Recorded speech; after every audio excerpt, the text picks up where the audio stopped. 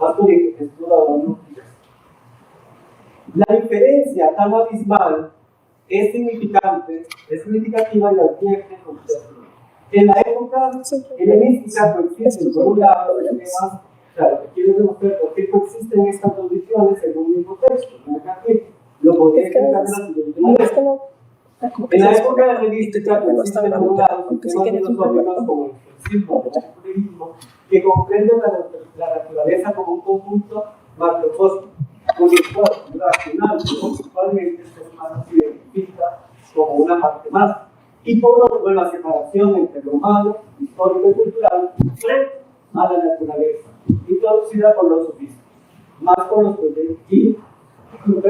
proyectos de urbanización, complejos arquitectónicos y las demandas del arte para enriquecer.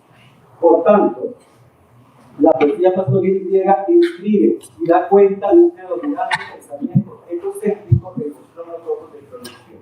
El análisis etnobotánico permitió revisar el corpus sexualito en una lectura que problematice la interpretación canónica que reduce la poesía pastoril griega a una simple idealización o reificación de la naturaleza. En función de esta lectura, el análisis demuestra que la construcción y representación de los paisajes culturales religiosos y naturales se encuentran atravesados por unos valores de relación con el medio ambiente y en especial con el reino planetario. El sustrato de estos valores es el acervo de unos conocimientos dotados de la correlación Homo sapiens sapiens. Los atacantes líricos de la muestra poética participan de una dinámica recíproca de transferencias sostenibles de energía y saberes en la biosfera al reconocer las plantas, sus nombres, sus propiedades, su ubicación y sus tiempos de floración o maduración. Tocarlas y usarlas, no dominarlas, incorporarlas a su cosmovisión mística de la naturaleza, su vida cotidiana, sus saberes populares y el control, costumbres, artesanías, formas de producción, templos, ritos y ceremonias. En otras palabras, los actantes líricos, al interactuar con la flora, terminan convirtiendo cada imagen del paisaje en un proceso de autoconocimiento y de incorporación de perspectivas presentadas para cohabitar y entenderse con la naturaleza. Se distinguen 34 familias, 51 géneros y al menos 54 especies endémicas de la región mediterránea. 40 especies participan exclusivamente en la configuración de paisajes culturales, 6 religiosos y 8 se comparten. 49 especies aparecen en los poemas de Teófilo, 9 en los de Bosco, 3 en los de León y hay algunas que se comparten entre ellos. Con toda esta biomasa y una diversidad de saberes etnobotánicos sobre ella, los acantos líricos configuran una superposición de paisajes y fomentan para sí y nosotros, los lectores, la ecoalfabetización. Las plantas funcionan entonces como promotoras y medio de la reconsideración de lo humano en lo natural y viceversa. De ahí que los saberes etnobotánicos corroboran cómo la humanidad se vincula con el mundo más humano, lo afecta a la vez que es afectada por eso. Se demuestra que lo cultural y lo natural, lo sagrado y lo natural, no están separados. No hay sujetos alienados de la naturaleza. Por lo anterior, se puede afirmar que la poesía pastoril griega vehiculiza la ideología pastoral, diseña paisajes culturales, religiosos y naturales, producto, por un lado, de un imaginario de ambientalismo sustentable, por el que se vive de forma sostenible con la naturaleza y no en contra de ella, ni a costa de su explotación ni de su valor económico. Y por otro, de un ecologismo cimentado en elementos de pluralidad y en la rusticidad como estrategia para aprender a conocer el medio ambiente y la protección.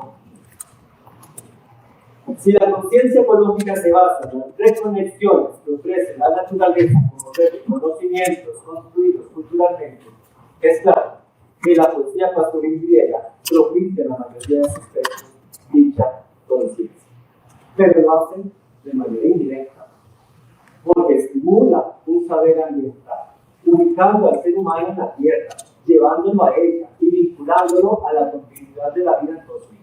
Este es el rol ecológico de la poesía y la pastoril griega. celebrando al mismo tiempo una diversidad etnobotánica inscrita en sus paisajes culturales, religiosos y naturales. Se trata entonces de unos poemas etnobotánicamente codificados, cuya interpretación solo es posible mediante el conocimiento de las convenciones culturales e incentiva el sentido de la exploración, el cual es una manera de recuperar habilidades de percepción y sensaciones que la vida urbana por más muchas.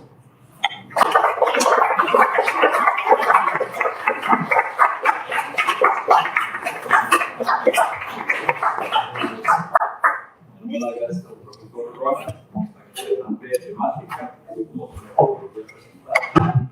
Y llegamos a la mitad de la mesa número 2. A continuación tendremos al doctor Jorge Cubardi y la M de las Cerdas con la siguiente investigación. La mirada desde arriba, la descripción panorámica e enunciamos una comunicación. Aquí se tendrá.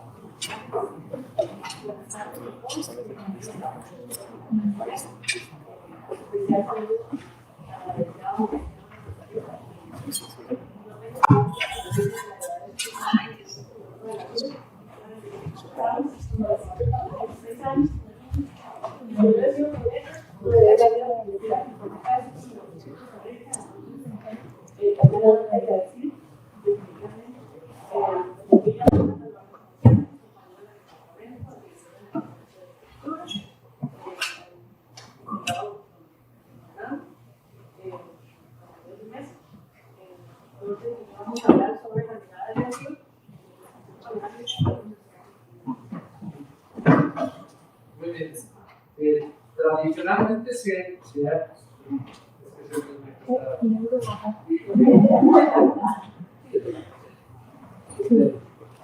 Tradicionalmente se ha asociado la mirada panorámica en la antigüedad con la mirada olímpica, la observación de la vida humana por parte de los dioses, aunque también fue practicada por el ser humano. Haddock considera que en la antigüedad y en la Edad Media se practicaba tanto la mirada desde lo alto como su representación cultural por su utilidad cotidiana e importancia estratégica. Frente al supuesto temor y tabú que en principio representaría para los antiguos el carácter sagrado de la montaña, que implica una mirada hacia arriba, donde el observador invitado a abajo. La mirada panorámica no solo involucra en términos metafóricos el distanciamiento intelectual, sino también el afectivo. Los dioses griegos observaban los acontecimientos humanos en lo que ha sido identificado como punto de vista olímpico con una actitud desapasionada, mientras que entre sí daban rienda suelta a sus pasiones. Los seres humanos son, para ellos, fichas de papel. Se aprecia en la Ilíada, cuando los dioses del Olimpo, en este caso Zeus, observan las luchas de los seres humanos como se relata en el canto de III. Más allá de la mirada olímpica, en este artículo nos vamos a centrar en una modalidad de mirada panorámica distinta, la ejercida desde el motivo del viaje cósmico, donde el espacio observado es el universo y, sobre todo, la propia Tierra. Un procedimiento común de la sátira, ya practicado desde la antigüedad, radica no solo en la utilización de personajes ajenos a la sociedad criticada, sino además en un buen número de ocasiones en la ubicación de estos personajes en sitios elevados, con el objetivo de observar panorámicamente la sociedad evaluada. A la mirada satírica se la caracteriza como una mirada orientada de arriba hacia abajo, como una mirada desde la que el intelectual, que se considera a sí mismo como moralmente superior, rebaja a seres humanos que considera como moralmente inferiores, quienes además, por su conducta ridícula, pierden su condición humana para convertirse en músicos. Esta es la metáfora orientacional empleada por Friedrich Schiller sobre poesía ingenua y sentimental, al explicar el modo de sentir satírico. Ahora, siempre que para juzgar ascendamos a bastante altura, nada importa que dejemos atrás el objeto, allá en lo bajo, a nuestros pies. Cuando Tácito describe la profunda decadencia de los romanos del siglo I, es un alto espíritu que mira hacia lo interior, y nuestro estado de ánimo es en verdad poético porque solo a causa de la elevación en que el escritor mismo está y hacia la cual ha salido a fijarnos a nosotros, es por donde el objeto se nos aparece como base. A veces la sátira escenifica narrativamente, espacialmente, esta crítica mediante personajes que, remontados a las alturas, observan desde una superioridad intelectual y la posibilidad de las conductas humanas. Así lo podemos rastrear hasta el siglo XIX, desde un costumbrismo, incluyendo con la sátira militar. En realidad, la actitud satírica de principio desde arriba tiene por base filosófica un reconocimiento previo de la pequeñez del ser humano y de sus preocupaciones subjetivas frente a la intensidad y la objetividad del cosmos, común a varias escuelas filosóficas de la antigüedad. Quien inicia en Occidente la asociación de la sátira de las costumbres y la mirada panorámica es la tradición cínica de la sátira minitea. Sobresale en estos términos un texto de Luciano, Icaro-Menipo o por encima de las nubes, estructurado iniciativamente como un diálogo. Cabe preguntarse por qué ha sido asociada a la superioridad ética o moral, es decir, la distancia emocional a la distancia física. La presencia cara a cara, directa, del otro, implica identificación, como es el caso de la empatía, en el caso de la observación del sufrimiento, o como también es el caso del involucramiento con los valores comunitarios, por lo que la lejanía física permitiría que esta identificación fuera más difícil de alcanzar. Parece ser que la mente imagina que la distancia es mayor cuando se dan coordenadas verticales y ya no horizontales. En el Icaro-Menipo, Menipo le comunica a un amigo el viaje que acaba de realizar a los astros y le explica los motivos para haberlo hecho. De espíritu reflexivo, analítico, interrogativo, Menipo dirige sus primeras miradas interrogativas hacia la naturaleza humana y, al considerar su necesidad, decide orientar sus observaciones hacia el universo. Al inicio de un texto, no demuestra que las causas por las que se rige este último, el universo, y para solucionar esta falta de conocimiento se dirige a los filósofos. Sin embargo, queda defraudado de estos últimos, no solo por su ignorancia, sino por las ociosas disputas que tienen al adoptar puntos de vista diferentes. La mirada a ras de la Tierra frente a la mirada desde lo alto es interpretada por Menipo como mediocridad o medianía intelectual. En este sentido, el grado de amplitud del campo visual observado se establece como criterio para conceptualizar metafóricamente la ignorancia y la sabiduría de los seres. A ras de tierra, el campo visual es limitado, luego los conocimientos son escasos. Es la mirada del ignorante. Desde lo alto, como un punto de vista, campo visual o mirada de carácter panorámico, los conocimientos que se encuentran a disponibilidad del observador son mayores, más amplios. En el momento en que se nos frente a los sabios, su conocimiento y sus disputas, Menipo toma la decisión de elevarse hacia los cielos, como solución a sus dudas intelectuales. Para ello se sujeta los alas a sus brazos, la de un buitre hacia la izquierda y la de un águila a la de la derecha. Después de un vuelo de corto alcance, se dirige, tirándose desde la montaña del Olimpo hacia el cosmos. Nos interesa destacar sobre todo su estadía en la Luna y las reflexiones que formula al observar con un placer inefable desde sus satélites las costumbres de los distintos pueblos de la Tierra. En primer lugar, presta atención al cambio de perspectiva, a la modificación del tamaño de los objetos, provocada por el cambio del punto de vista que él tiene como observador, ya que no mira desde la Tierra a otros objetos terrestres, sino desde la Luna hacia la Tierra. Como vemos, como si dispusiera de un perspicaz y catalejo, Menipo puede observar y singularizar hasta las más pequeñas acciones humanas, es decir, las costumbres humanas universales. Y este es el motivo por el que la sátira menitea de la antigüedad es asumida por los propios escritores del barroco, del satírico, del costumbrismo satírico, como precursora de su estructura. Pero no es este instrumento óptico el que le otorga este poder, sino el movimiento de las alas. Empédocles le recomienda a Menipo que recibir una conquista cáustica, levanta el brazo que sostiene el ala del águila. Apenas comienza a mover el ala, adquiere una vista aguileña que le permite apreciar el comportamiento humano, tanto al aire libre como en el interior de las casas. El aleteo del ala es, metafóricamente hablando, como la calibración de un catalejo que permite al observador apreciar con mayor detalle la realidad observada. Asimismo, Menico observa costumbres de seres humanos que se desarrollan simultáneamente en diferentes lugares, situación que se convierte en un fuente de caos perceptivo. Es una mirada panóptica, ubicua, que aprecia el devenir humano como un porvenir en todo lo conjunto. La mirada distanciada de la sociedad permite apreciar esta última como un gran teatro, como un espectáculo que se desplegara en el escenario de la Tierra. La sociedad, asimismo, debe perseguir valores universales, principios rectores y uso universal. Cada individuo, en su egoísmo y falta de empatía, aprecia su subjetividad como la única posible. Y solo el distanciamiento panorámico nos permite descubrir que lo que cada individuo asume como el todo no es sino un grano de arena en la inmensidad del cosmos, que su subjetividad es solo una más entre otras, con las que debe entrar en armonía. Paralela es la particularidad de las fronteras entre los países. Desde el espacio interior, estas últimas son inexistentes. Una última reflexión que queremos rescatar de este diálogo cristiano es una imagen, una comparación.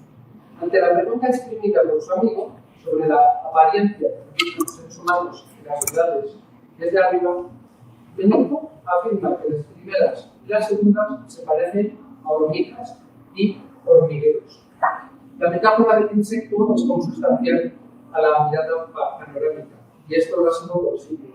Yo recuerdo una película de 1949, El tercer hombre, de Carol Reed, en el que Sally Ryan, la novia de la rueda de Chicago, dice que es capaz de se imagina pues, aniquilar los vieneses que están ahí a ras de tierra como si fueran unas hormigas. Las hormigas constituyen una otredad, en este caso animal, que el intelectual emplea para distanciarse de la humanidad y para reflexionar sobre las prácticas del ser humano en sociedad. Ahora yo voy a hablar sobre el dato de Maya Cicerón, que consiste en una exhortación a la elevación del ánimo. Como orden mencionó, el reconocimiento de la cultura del ser humano y de las subjetivas frente a la necesidad de utilidad del cosmos es también la base para el texto de los años que corresponde al libro sexto, que es la disciplina del ser humano. En este diálogo, uno de los protagonistas es el señor Emiliano. Él es recibido por Marcilis, rey de Mumir. Durante esta visita, ambos personajes conversan sobre la necesidad del gran estudio político africano a bordo activo de Emiliano. O sea, entonces, a raíz de esta conversación, Emiliano sueña esa noche con que ella para su abuelo, quien le muestra desde un lugar alto y desheredado, espléndido y luminoso, la ciudad de Cartago. Este lugar elevado resulta ser la Vía Láctea. Desde que se posiciona Cartago, los escritores pueden contemplar el cosmos. La galaxia es descrita más adelante como un círculo que brillaba constantemente en la altura entre las llamas. En la primera parte del diálogo que están los ciclones, el africano le relata a su viaje con los acontecimientos futuros que le esperan de su nombre y en su tarea militar de su Roma. Se aprecia aquí que la verdad colonialista fabrica a que la gente a contemplar no solo en paisajes rurales, sino también en los en su tema africano, esta potestad de vislumbrar el panorama temporal, en este caso los acontecimientos futuros que irá su nieto y el destino de Roma. Situados en un punto más alto y separado de la humanidad, permite al sujeto conocer apreciar claramente el transcurso de los históricos, tanto pasados como venideros. En la literatura romana, este canción recuerda el libro sexto del reino de Egipto, en el que vean durante su ejemplo cristiano, se encuentra con su padre Crisis y decide de él información correcta sobre el porvenir glorioso de la cultura romana. Por su parte, el señor Emiliano, bajo la tierra africana, tiene la oportunidad de apreciar el paisaje cósmico de una manera distinta al resto de seres humanos que se hayan limitado por descripciones de la Tierra.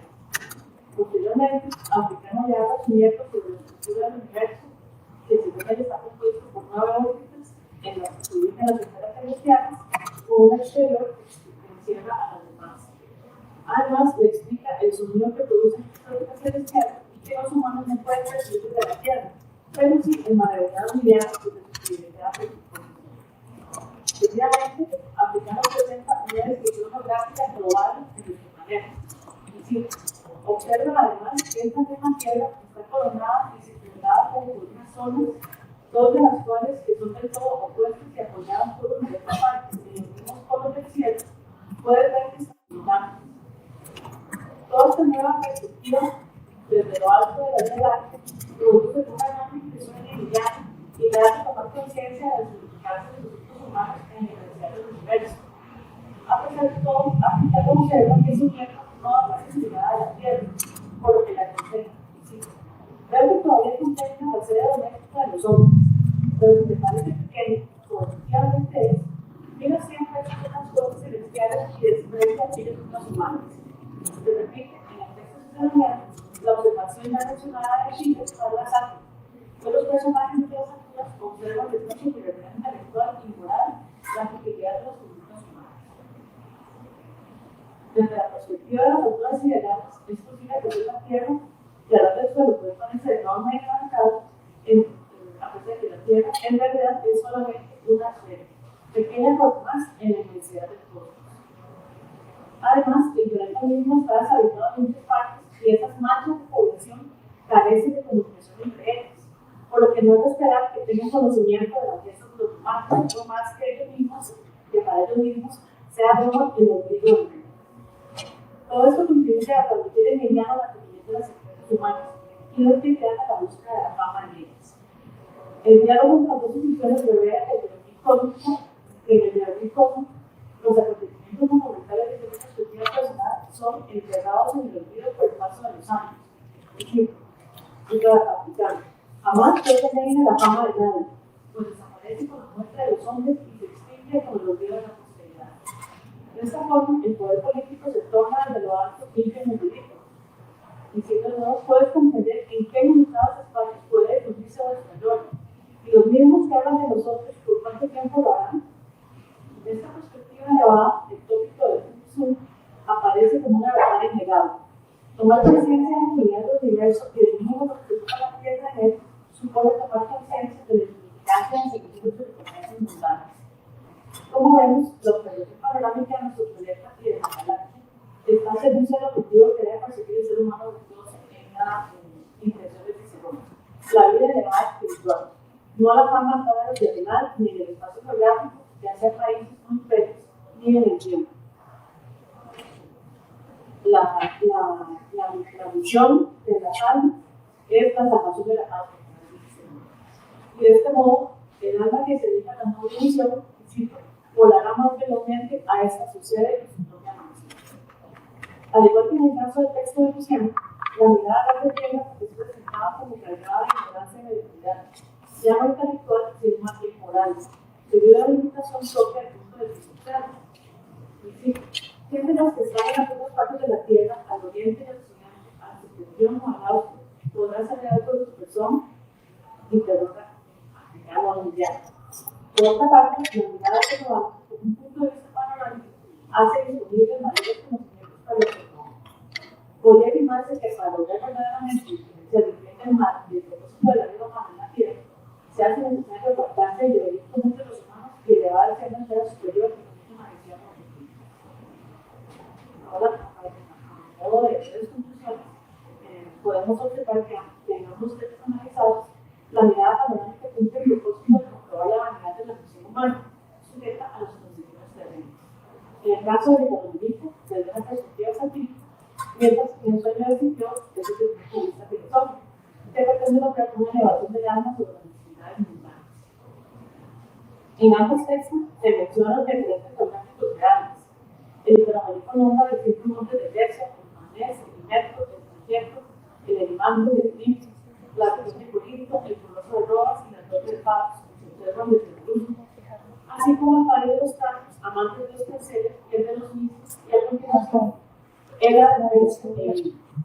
A A su vez, el cine sintió una de la ciudad de Cartago, el Cáucaso, el Ganges, el Mar Océano, los polos y los conflictos conocidos entre otros. No obstante, la observación panorámica del océano se centra más en las actividades humanas que tienen lugar a lo ancho y largo de la Tierra que las instituciones geográficas en sí. En vista de su interés por poner en manifiesto la ridiculez de las ambiciones y disputas de la humanidad frente a la vastedad del universo. En proporción, estimo que Gráfica era una partícula que me llevaba a pensar qué poco avanzaba esos ricos para enriquecerse, toda vez que la mayor terrateniente de ellos me parecía cultivar un solo átomo en el mundo. Por su parte, Cicerón pone que los ojos del ciclo boliviano una visión panorámica del cosmos con un doble propósito. En primera instancia, el de darle a conocer la información del universo, no como simple información, sino para que conozca la verdadera jornada designada por la divinidad a los hombres virtuosos, externa a la tierra de sus afanes. Luego, al haber comprendido el práctico propósito de la vida terrenal, les será posible ubicar en un contexto universal a Roma y su imperio y apreciar la libertad de la misión y búsqueda de la gloria ante los sistemas mortales. Muchas gracias.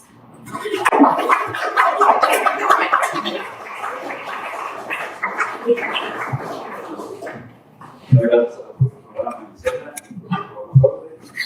Son dos autores que hemos consolidado, y otro que particularmente me llamaba la atención, Luciano, genera mucho interés. Continuamos con el cierre de esta mesa y en oportunidad de doy la palabra al licenciado Bernardo Mójica con su presentación Paisajes Mujeres, espacios asociados al amor y que valores en un corpus de epitafios del libro 12 de la antología Fanatic.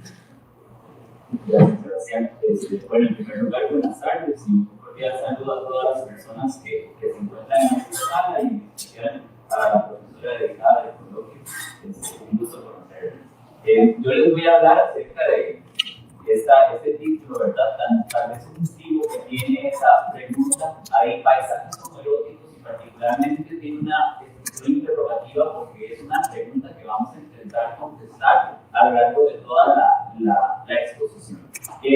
Bueno, el tema del coloquio que nos convoca en esta ocasión invita a la reflexión en torno a un concepto particularmente reciente dentro de los estudios de la geografía cultural, el paisaje. Los estudios clásicos se han nutrido de las distintas aportaciones conceptuales que este campo de estudio ha propuesto. No me voy a detener en las nociones, las tipologías o el surgimiento de este campo de estudio. Al respecto, lastimosamente no está, pero recomiendo los recientes trabajos de la profesora Sara Moya y particularmente uno de ellos llamado El paisaje como posibilidad de lectura en el ámbito de los estudios clásicos, una aproximación desde el mito griego, de cuyo contenido me interesa destacar algunas ideas operativas para nuestro análisis.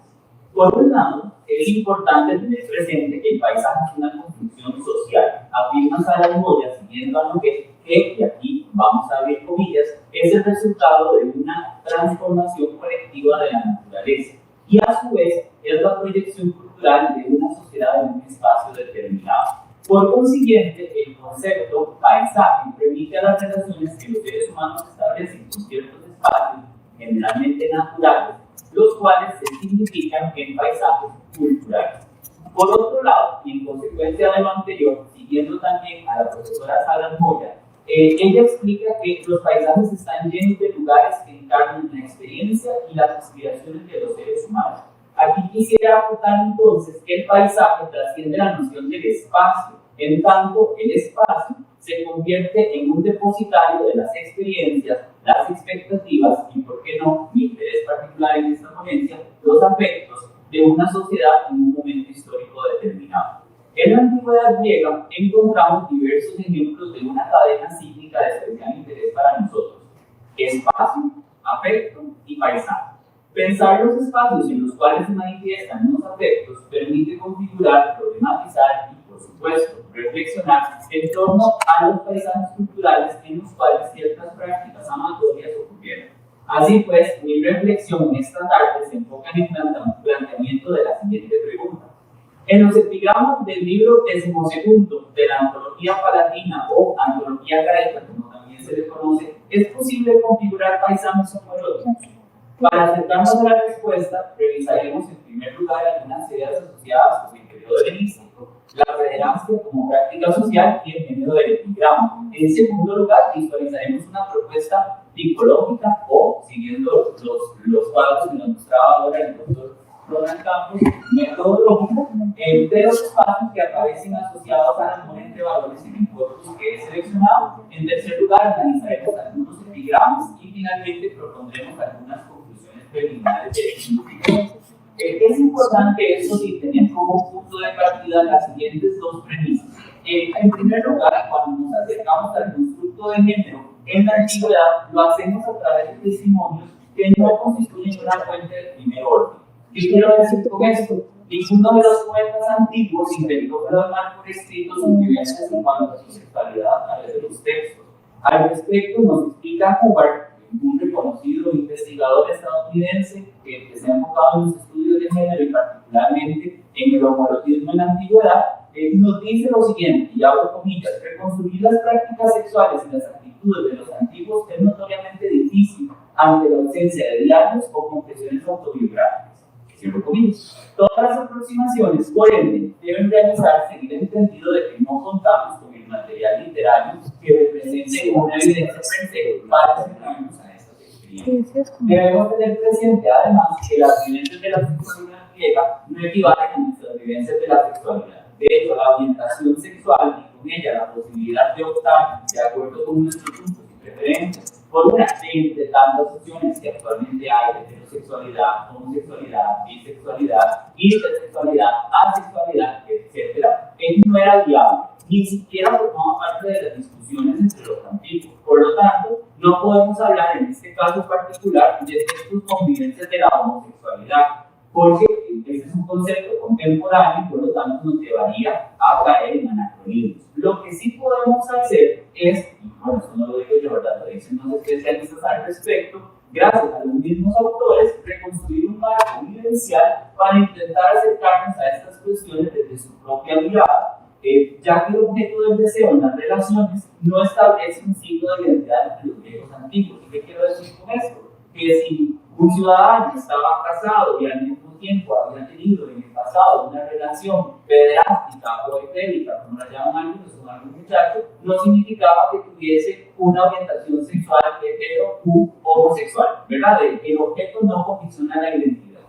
Dicho esto, entonces, tenemos que comentar algunas ideas que nos permitan acercarnos a la época, al género y particularmente en este caso a la pederastia para poder proceder con el análisis. Y por eso a esta diapositiva le puse desde dónde leemos, porque cuando trabajamos con la antigüedad, y particularmente en este caso con temas de género, tenemos que ponernos los lentes o los lentes que nos permiten los textos, ¿verdad? Desde ese momento. Entonces, vamos a proceder con algunas ideas generales. El mundo helenístico es quizá uno de los campos más productivos para los estudios clásicos actualmente. Debido a que las investigaciones han girado desde una perspectiva histórica en torno a la época clásica.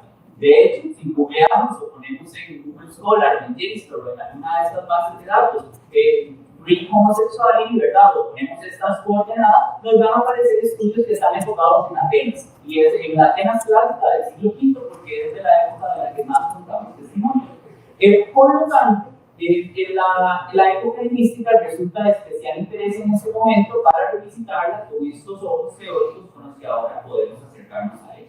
Desde la segunda mitad del siglo pasado, de hecho, se ha evidenciado un especial interés en las manifestaciones literarias de este periodo. A grandes rasgos, recordemos que este momento de la historia griega inicia con la muerte de Alejandro Magno en el 323 a.C. La muerte de este militar acentúa el sentimiento de crisis que había en ciertas ciudades desde antes. En el caso de Atenas, por ejemplo, este sentimiento estaba presente desde la derrota ante Esparta con motivo de la guerra del Peloponeso. Así pues, el periodo helenístico o helenismo, como lo llaman también algunos especialistas, inicia con una serie de cambios en la política, la sociedad y la cultura, los cuales provocan, entre otros, una transformación de la polis como unidad político-estatal. Con estas transformaciones, algunas instituciones del periodo clásico dejaron de estar en vigor o perdieron su carácter cívico, entre ellas la pederastia. Y aquí es también importante hacer una observación etimológica. El término pederastia no debe entenderse con las mismas asociaciones semánticas que manejamos en el español. En griego, el término pederastia remite a una práctica culturalmente aceptada en la cual un ciudadano llamado Erastes se encarga de proporcionar la educación de un joven al cual se le denomina erómeno.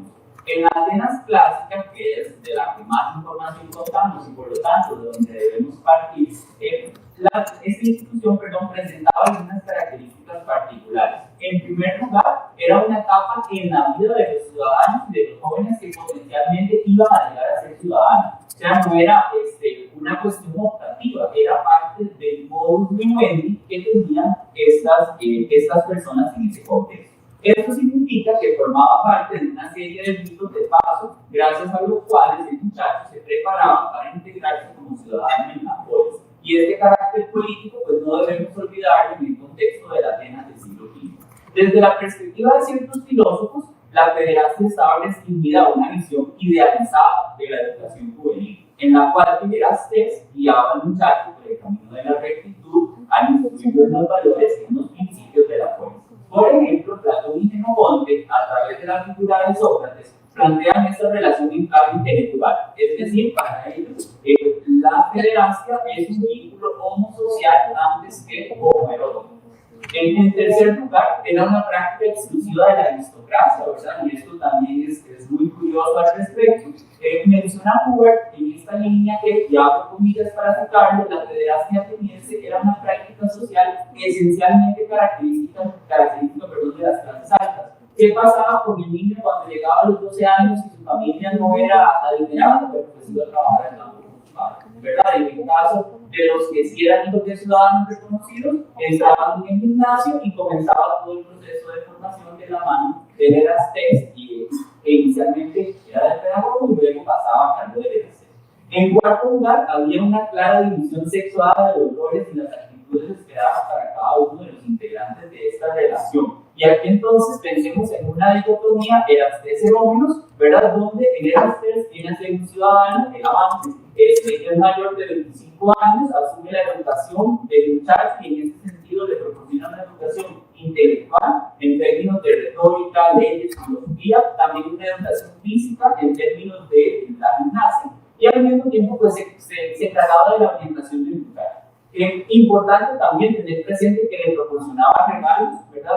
Era común que le proporcionara animales, entre ellos bueyes, gallos, perros, liebres. De hecho, se cree que los bueyes eran para que los sacrificaran en un Zeus. Le proporcionaba también equipo militar y copas, que esto es muy curioso porque el regalo de la copa lo que le proporcionaba al muchacho era acceso al simposio, ¿verdad? Eso sí, Erastes nunca debía brindar dinero porque de lo contrario, pues caería en una práctica de prostitución y eso sí no podía ser ejercido por los hijos de los ciudadanos. Por su parte, el Erómenos, el joven amado, ¿verdad? Rondaba los 12 y los 18 años, pero esta distinción etaria realmente no es tan operativa para entenderlo porque el punto culmen que evitaba que el muchacho pudiera seguir siendo Erómenos era la salida del vello de la barba, ¿verdad? Una vez el vello facial había aparecido, ya el muchacho pues perdía la potencialidad de desempeñarse socialmente en este rol.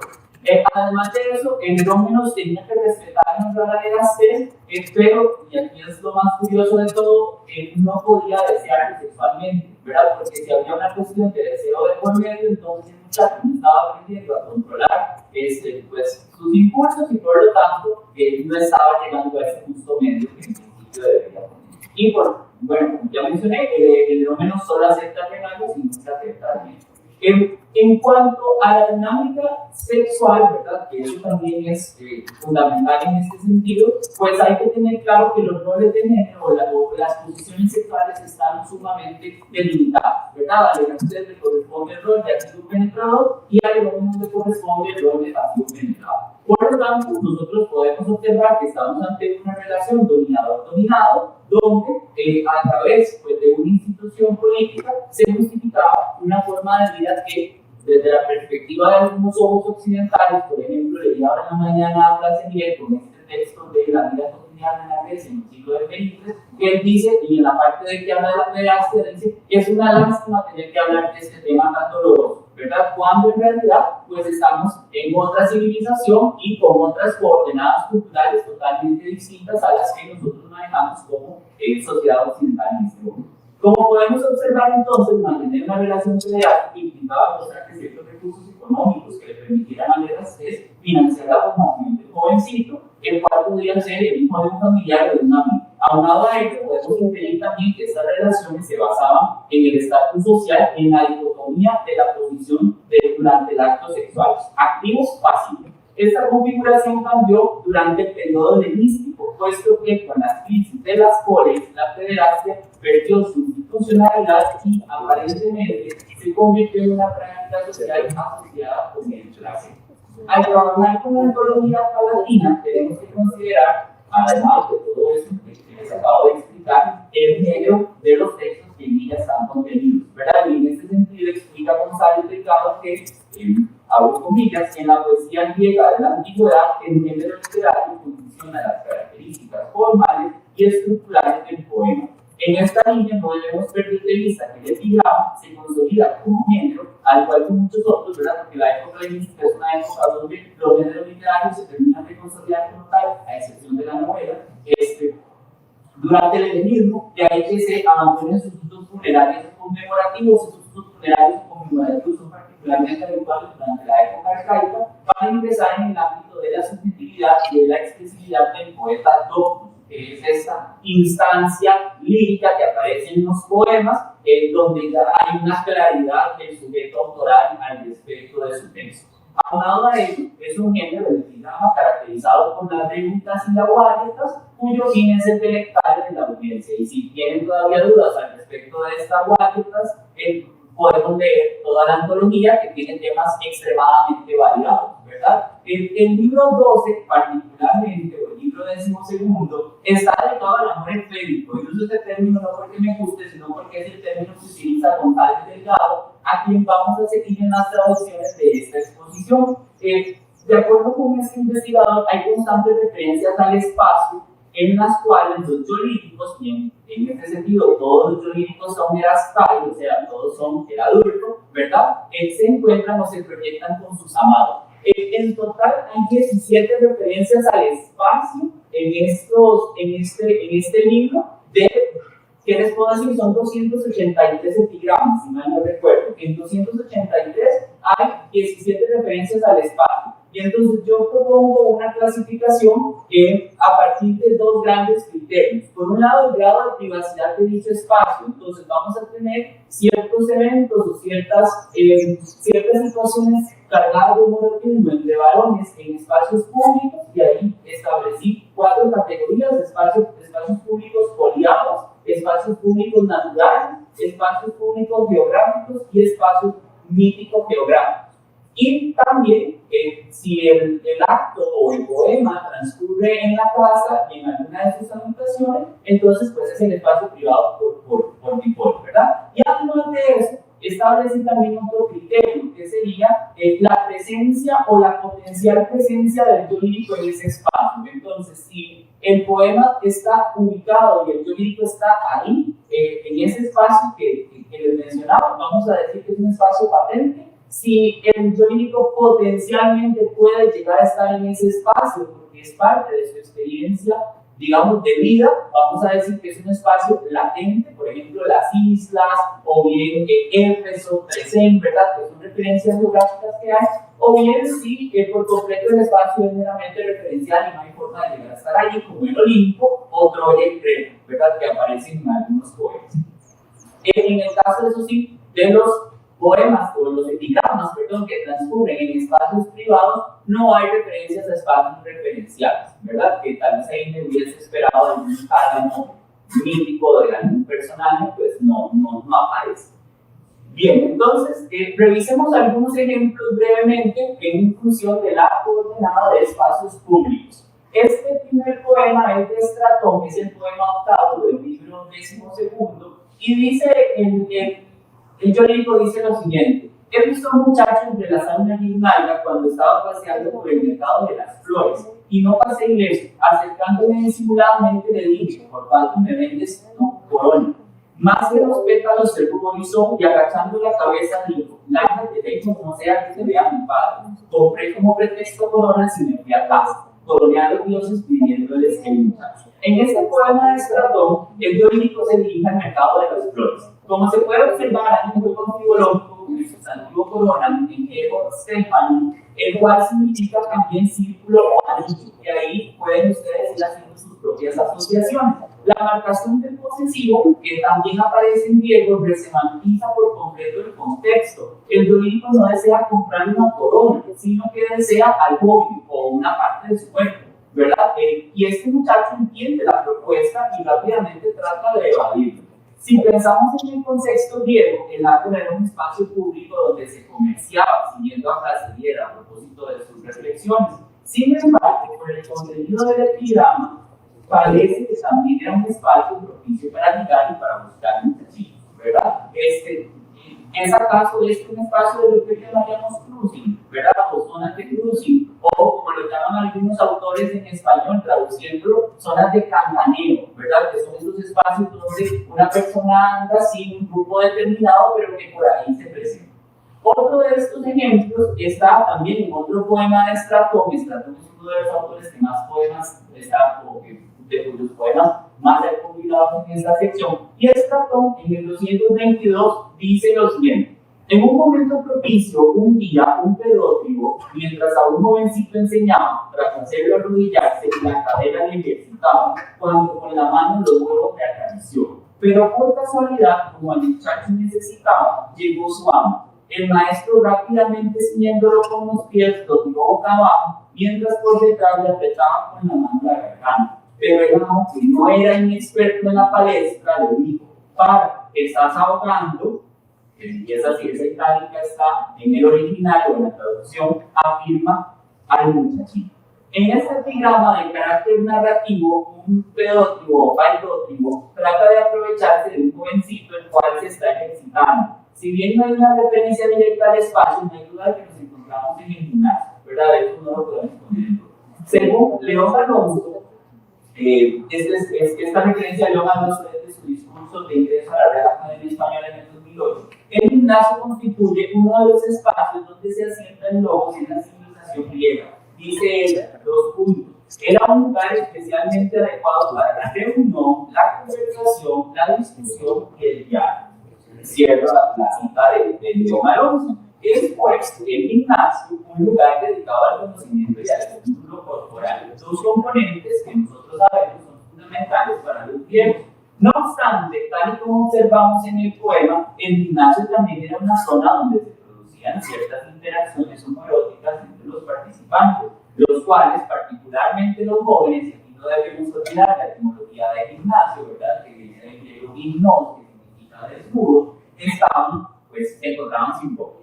La aparición del amo en el poema original dice déspotes, como indica el texto en griego, demuestra la relación de poder y de protección que existe entre el erastés y el erómeno. Ante los abusos del paidótrigo, aparece el erastés para defender al joven. En gimnasio, entonces, y aquí tal vez problematizando un poco lo que dice León Alonso, que su discurso se llama Los espacios del saber y del pensamiento en el mundo griego antiguo, el gimnasio representa también un espacio propicio para la interacción afectiva entre varones. Las condiciones que conlleva a practicar ciertos ejercicios, la desnudez, el adornamiento de aceite y el acceso restringido a ciertas personas a este lugar, generaba un ambiente propicio para el intercambio entre ciertos componentes afectivos de varones.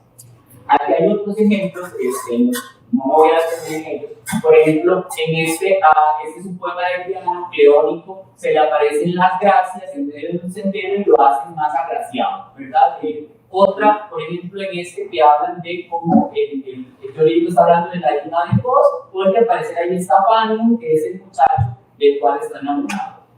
Otro, por ejemplo, Tresein, ¿verdad? Que es esta también del piano, parece que es un lugar donde nacen muchachos muy bonitos, muy atractivos, la buena nodriza de muchachos.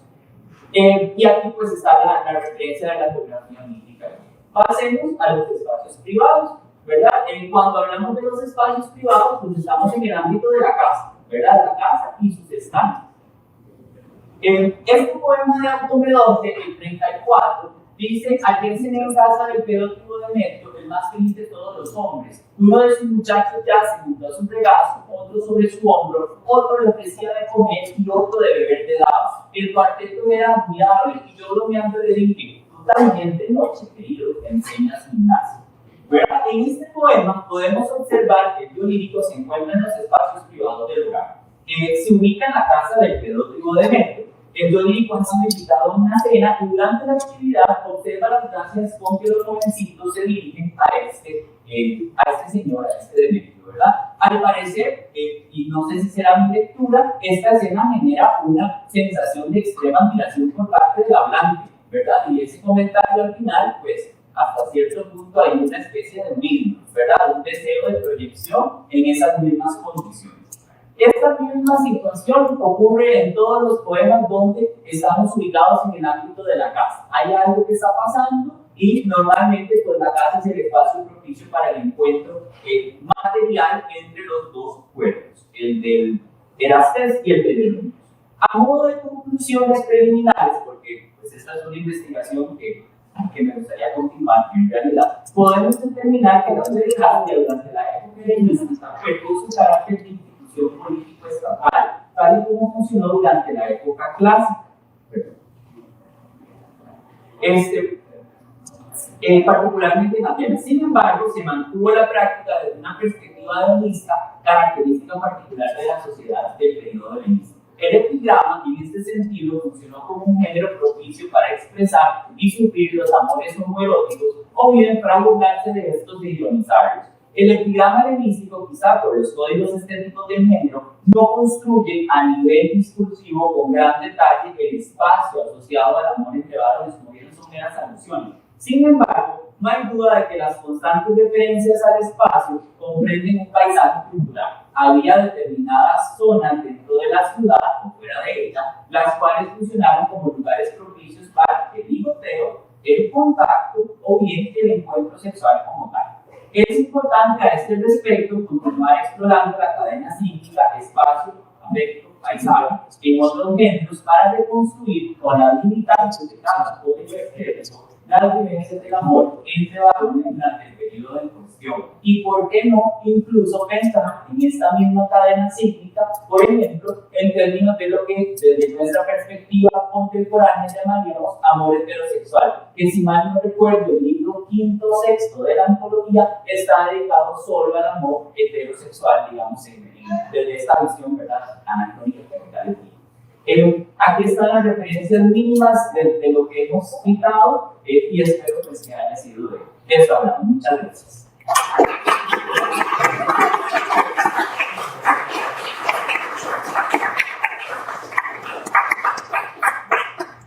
Muchas gracias al licenciado Bernal por su exposición. Abrimos un breve espacio de preguntas.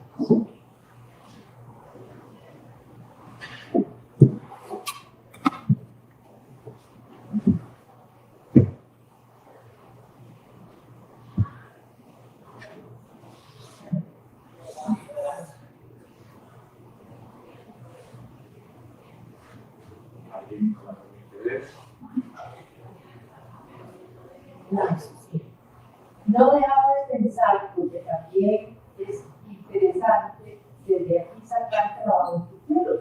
Me parece interesantísimo todo lo que presentaron. Pero, ¿qué pasa si desde un trabajo desde la comparatística o desde la herencia, no sé cómo tomarlo, podríamos ver la visión desde arriba con toda la sátira que implica en una novela costarricense, y yo, bueno, me cuesta llamarlo, saliéndonos de todo lo que son los parámetros de los géneros literarios. A mí me gusta ponerlo los literarios.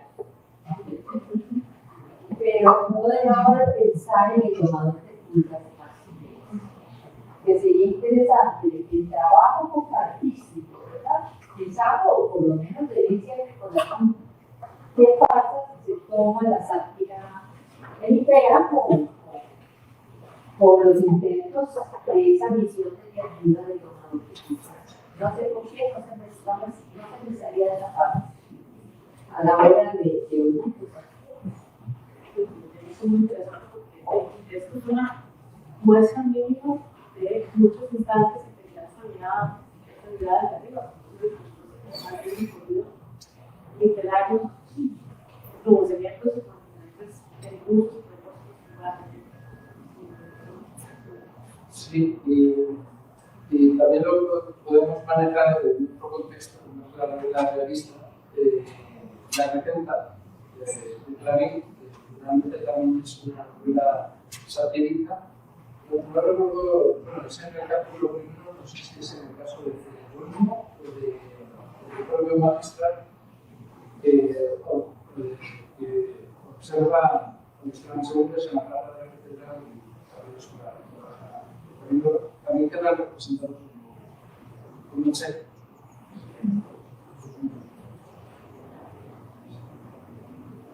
Estaba pensando en esa burla, me quedó muy clara la imagen de Sócrates en el canal. Y es un texto que está usando justamente toda esa visión del que está arriba, sabio, moral, el filósofo por excelencia ridiculizado. Entonces, no sé si tiene algo que ver con esa visión. Sí, esa visión desde arriba, el sabio que está ahí viendo a los inferiores, la potestad de ridiculizarlo justamente. La inversión de la mirada panorámica, ¿no? Que también puede quedar parodiada, digamos en este caso, parodiado que se encuentra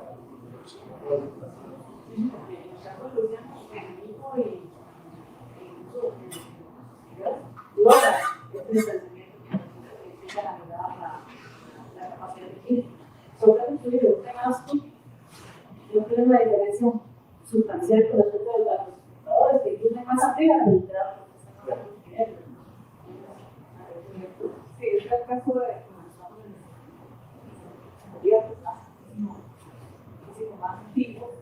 Y lo interesante es que él está parodiando en realidad con la figura de Sócrates a un libro que está incluyendo, en este caso específico, con el canasto a los filósofos naturalistas, que eran los que estudiaban la naturaleza, el cielo, ¿verdad? Los principios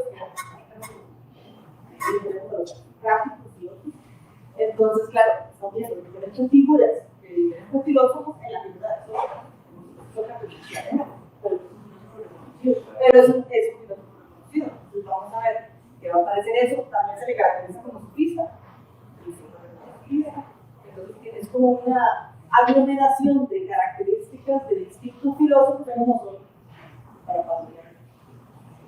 Desde la semiótica, digamos, la semiótica de la poesía en sí, es una visión muy actual de la poesía, pero con todos los recursos limitados de la Grecia antigua, porque en comparación a que existe ahora son recursos limitados, y como la carta semiótica es, pero fortísima, verdaderamente. Eso es muy interesante, y ya para la importancia de la imaginación, es que ahora estamos viendo fundados en todo. En cambio ahí no, ahí está un personaje sin nada de decir a mí se llama y entonces hablar de y entonces claro, el espectador tenía imaginación. hay un gran proceso de seducción y el derecho a la imaginación sí que es seducción, es más que dar directamente ese sugerir, ¿verdad? Puede ser tan importante, qué interesante, así como para tomarse un poquito de cada uno, ya que no necesitamos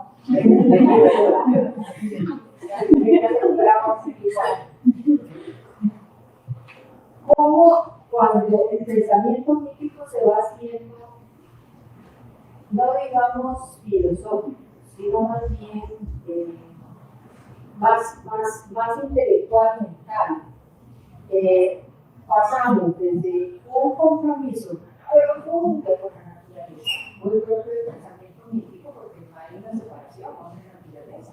Por ejemplo, los sábados surgían así, pero me resultó muy interesante ver cómo esa separación no existe. De hecho, es que como que estamos condicionados para dejar de verlo, porque la pastoril, por donde usted presentó, todo el compromiso con la naturaleza, lo que la naturaleza enseña a través de los elementos que le son propios, sigue muy bien, ¿verdad? Eso es interesante.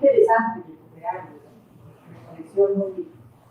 Siempre se habla de esa herencia de la modernidad, del siglo XVIII, ¿no? De esa separación entre la civilización europea desde el siglo XVI, se podría pensar en cierta división entre la civilización, entre la naturaleza y todo, digamos, con mucho más fuerza y repercusiones en nuestro contexto actual, por así decirlo.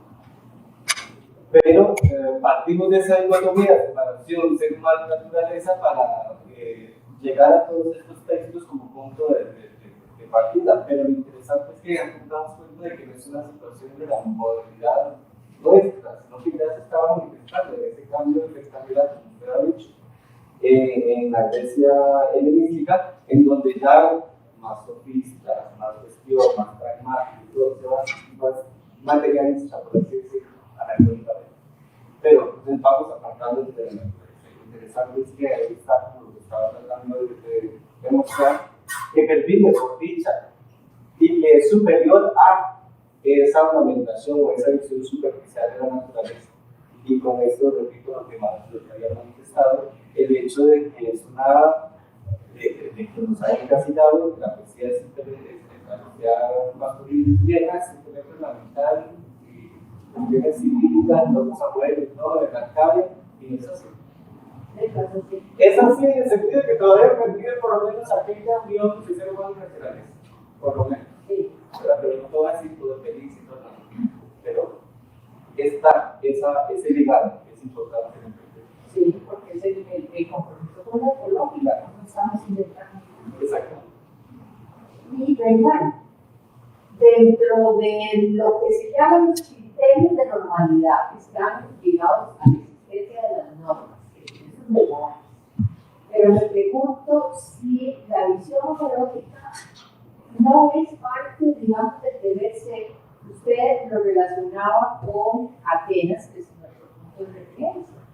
Pero recordaba, no sé hasta dónde estoy equivocada, cómo el espectro del erotismo, que es un erotismo masculino, el erotismo femenino que se convierte. Además, cuando Sapo rompe la norma y decide hablar de un eros como el que mencionaba Platón, pero para la novela, que no estoy relacionando las dos cosas, hay que tener mucho cuidado con los signos y los. Pero digamos que hay un ideal femenino erótico igual al ideal masculino de Platón. El homoerotismo era parte de esa normalidad, porque era lo que debía completar un varón, de acuerdo a la belleza vieja, hasta donde decía la cosa para la descendencia, la paláctica, que era como la que le ponía en circunstancias de la vida cotidiana hasta que le empezaba la ropa y le hiciera como etc. Luego, la etaria, que era la del placer heterosexual, y junto a eso, el homoerotismo, pero era parte, digamos, de la, lo digo con todas las cubillas que tiene la palabra normalidad, pero era parte de la normalidad, es más, de una normalidad que debía ser de un ideal, de una, y eso por culpa de la lógica, ¿verdad? Es lo supuesto socrático llevado a la formulación platónica, pero no solo era la normalidad, sino la normalidad deseable.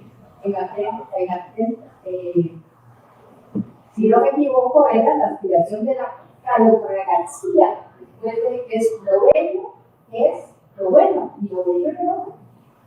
Entonces, dentro de esa normalidad, lo que tenía que ver con eso, lo deseable era el homoerotismo, pero era parte de una normalidad. Entonces me pregunto, si no formaba parte del espectro, digamos, de las referencias en los poemas, es porque tal vez era tan normal, que no era poetizado.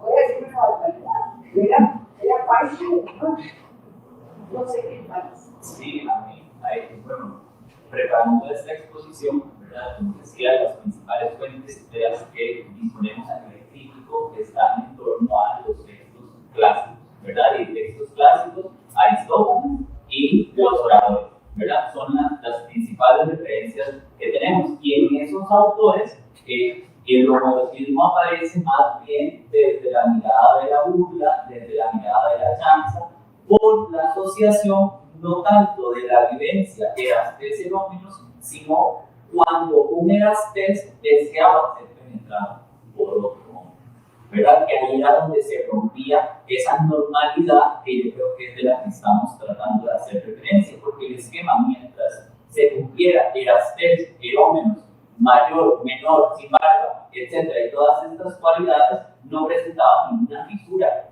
La fisura estaba cuando este Erastés deseaba salir de ese rol que estaba asociado, digamos, en la polis, y comenzaba a disfrutar del placer, porque hasta cierto punto, más que una cuestión de deseo homoerótico, era un deber cívico, ¿verdad? El Erastés tenía que cumplir llevando de la mano al erómenos hacia la educación y proporcionarle todas las condiciones que necesitaba. De acuerdo, pero es que aquí salgo médica con los que tienen porque no quiero activar esto, no va a faltar del horario. Pero el objeto de risa de esa relación homoerótica no está en el mismo nivel de Antigua persiguiendo a Sócrates para llevarlo a la casa y no tener eso, que también es común, digamos, en un nivel semejante, en un nivel de la norma. No sé, no lo había pensado en bueno, ¿qué dice? Me alegro.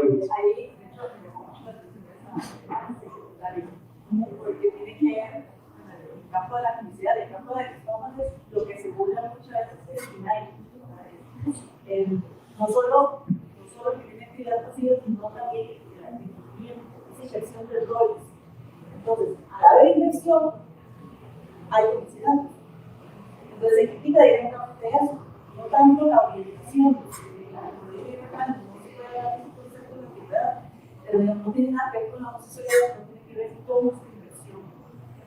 Que hasta donde he leído parece que era un signo identificable, ¿verdad? Los tinainos estaban identificados porque se echaban perfume, se maquillaban, se ponían pelucas y andaban haciendo escándalo, digamos, por medio de la ciudad.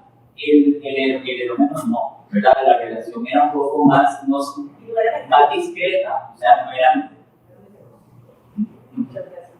Por ejemplo, el caso de Anatón, que es el poeta trágico que aparece en Aristófanes y es atacado por esa misma situación porque se dice como mujer. Y porque aparece con túnicas desamparadas, es una descripción totalmente femenina. Se le ataca por eso. Y Antigua está muy, también, entre comillas, civilizada. Sí, es inversión, ¿verdad? Que la mujer salga del espacio privado para perseguir a su esposo en el espacio público, ahí hay completa inversión. Mucha tarea que cortar.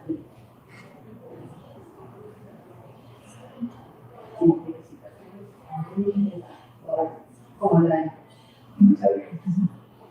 Les agradezco mucho su presencia y también a los integrantes de la mesa por este recorrido con diversos géneros literarios y puntos de vista telemáticos de este periodo. Muchas gracias por la participación tanto de la mesa como del público.